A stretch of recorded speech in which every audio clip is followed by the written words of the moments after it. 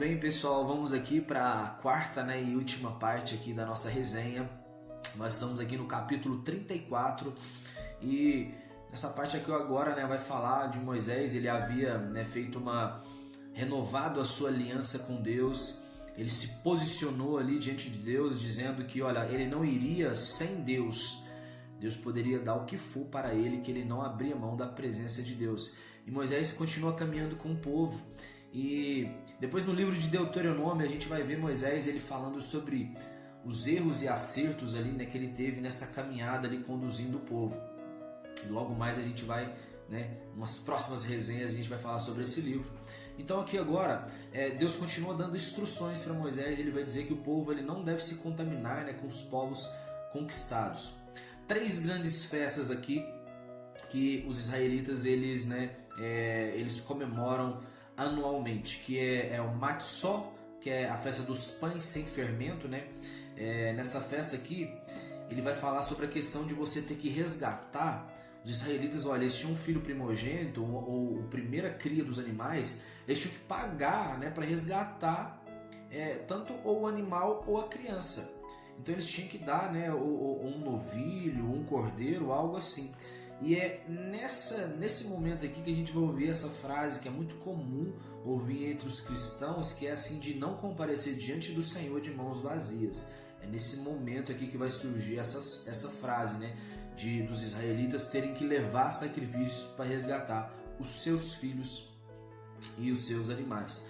A outra festa, é a festa das semanas, que ela comemora a colheita dos trigos e o encerramento da colheita. Essa é a festa das semanas. E por último, o Pessa, que é o mesmo que Páscoa, que comemora a saída do Egito, ou seja, o Êxodo. Outra coisa que vai dizer é que Moisés, quando ele falava com Deus, ele cobria o rosto. E os israelitas viam que a face de Moisés ela brilhava, brilhava muito quando ela falava com Deus. Moisés era um cara assim totalmente diferente. Vamos ter logo à frente aqui a prestação de contas, feita por Itamar, o filho de Arão, que ele também era um sacerdote, Eleazar e Itamar, filhos de Arão. Esses eram os 2 sacerdotes que eram bons, Nadab e Abiú. Depois a gente vai saber que eles tiveram um fim, muito ruim, mas Eleazar e Itamar eram sacerdotes que não se corromperam. E Itamar aqui ele foi incumbido de fazer a prestação de contas do templo. E o que foi arrecadado aqui foi 1 tonelada de ouro, 3,5 toneladas de prata. Nós temos lembra daquela contribuição que a gente falou, que homens acima de 20 anos eles contribuíram com 6 gramas de prata. E o número desses homens, exatamente, a Bíblia Sagrada vai dizer que eram 603.550 homens, totalizando a quantia de 6 gramas cada um. Isso daria 3.621.300 quilos de prata. Esse foi as ofertas arrecadadas para o templo. Claro que depois as vestimentas ali, todos aqueles outros utensílios que a gente falou na aula passada, a aula pesada essa, muitas coisas a gente tinha que ler, são coisas ali bem específicas mesmo. Então você acompanhou, você tá sabendo quais eram esses utensílios. Outra coisa, o tabernáculo ele foi terminado no ano 2, após a saída do Egito. E aí, assim que terminou, Moisés colocou tudo ali em ordem. E ali no Santo dos Santos ficou então a Arca da Aliança, a vara de Arão, as 2 tábuas com os 10 mandamentos. E também nós tínhamos ali o maná. O maná, para representar que um dia o povo foi alimentado com o maná que descia do céu. Isso ficou gravado.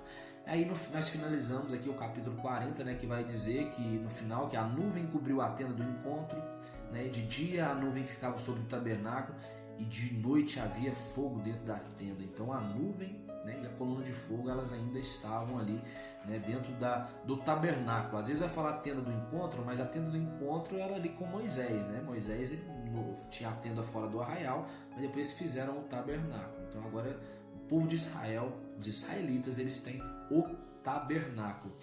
E vamos falar um pouco aqui agora sobre a questão dos utensílios. né, um pouco do significado deles. Primeiro, a madeira de acácia. A madeira de acácia, ela que era usada, né, que Deus pediu, e Deus pediu, e isso tem um significado. Então Deus pediu essa madeira de acácia. Essa madeira de acácia é uma madeira dura e retorcida. Então é uma madeira difícil de trabalhar. Qualquer marceneiro ia pedir o cedro do Líbano, que é uma madeira bem melhor de trabalhar, né? Então ninguém ia pedir uma madeira de acácia, mas Deus pediu. E sabe o que significa isso? Porque essa madeira de acácia, ela significa, né, a natureza humana. Porque a nossa natureza humana, ela é difícil. Nós somos pessoas difíceis de reconhecer que nós erramos. Nós somos difíceis para reconhecer que nós temos que melhorar, né, como ser humanos. Fala, né, aponte um problema para sua esposa, ou para os seus pais, para os seus amigos. Isso vai ser difícil. Essa é a natureza humana, difícil de ser, né, moldada. Então Deus, ele vai fazer essa natureza ali, vai fazer essa madeira de acácia, porque depois essa madeira de acácia ela foi revestida de ouro. E o que significa isso? É que nós, no nosso novo nascimento, né, nós somos revestidos com a presença do Senhor. E aí sim nós podemos ser, né, parecer melhores. Com Deus, claro, a gente está 1000 vezes melhor do que a gente é, mas a gente precisa ser revestido. Deus coloca nessa madeira para representar essa nossa natureza, mas nós precisamos ser revestidos da presença do Senhor. Outra coisa, nós julgamos, né, às vezes mais ou menos espirituais do que as pessoas, e olha o que Deus mandou fazer.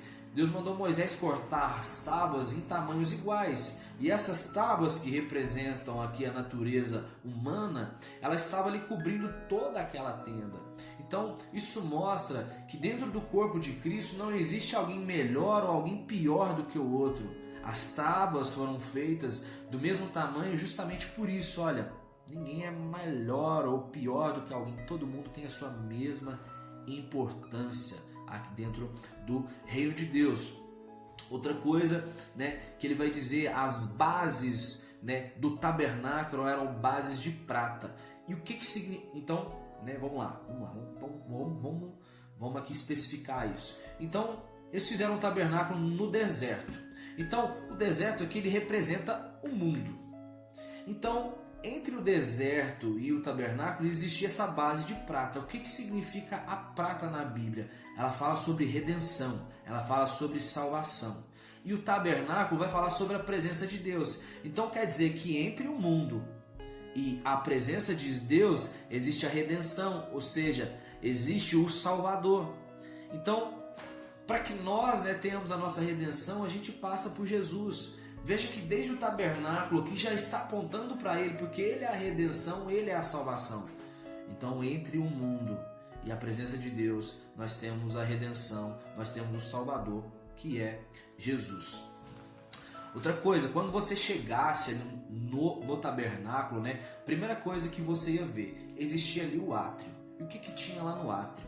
O átrio tinha o altar de bronze, né? Na aula passada eu até falei aqui, eu não vou editar esse vídeo não, tá? O vídeo passado eu até falei assim que todos os utensílios eram de bronze e eram revestidos de ouro. Não é bem assim, não eram todos os utensílios. O altar, né, e a bacia de bronze que ficavam no átrio, esses não foram revestidos de ouro, eles eram feitos de bronze e continuaram de bronze.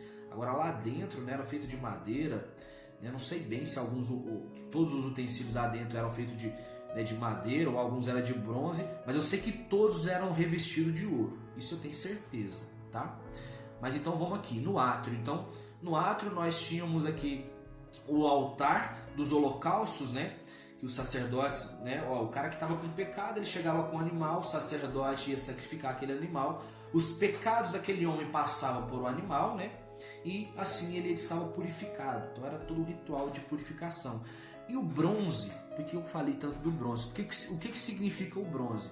O bronze, ele significa, né, o julgamento, né, de todos os pecados da humanidade.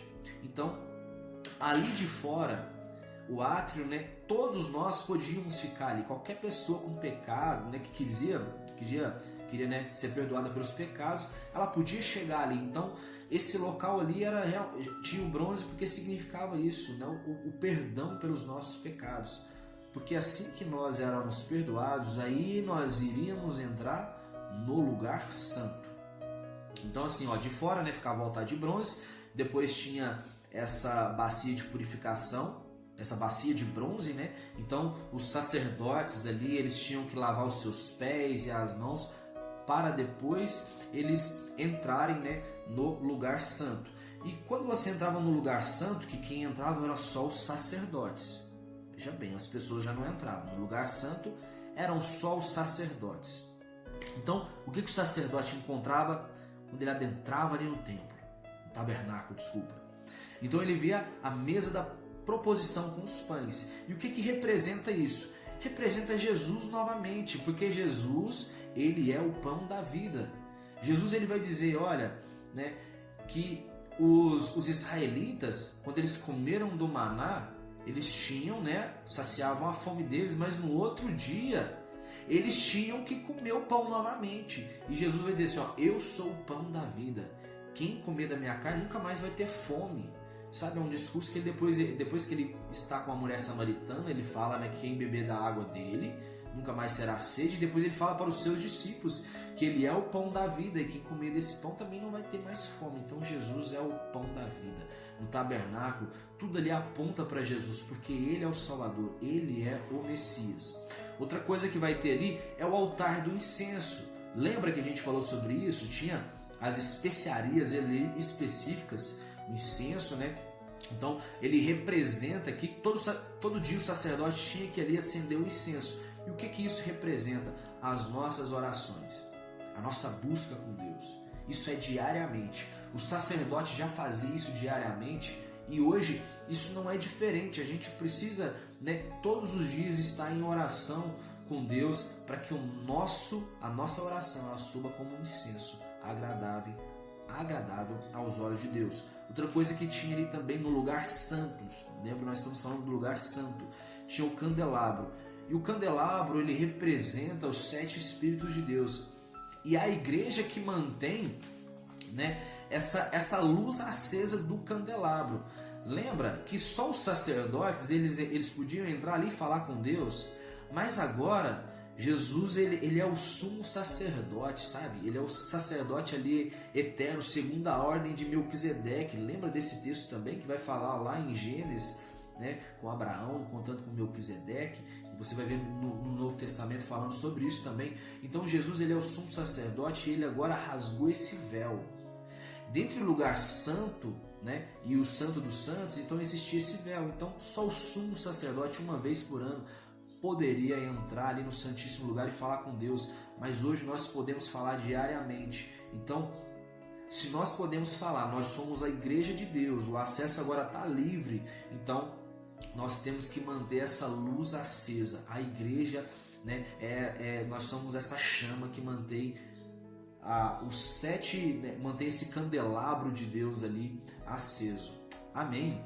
Então, agora nós já vamos entrar ali, né, no Santo dos Santos. Então, no Santo dos Santos, o que acontece? Nós temos lá a Arca da Aliança. A Arca da Aliança também, ela foi feita de madeira de acácia, mas ela também, isso representa, a Arca da Aliança, ela representa a presença de Deus.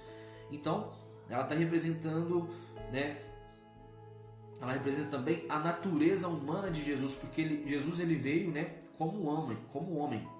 Ele tinha consciência que ele era o Filho de Deus, mas ele veio como homem.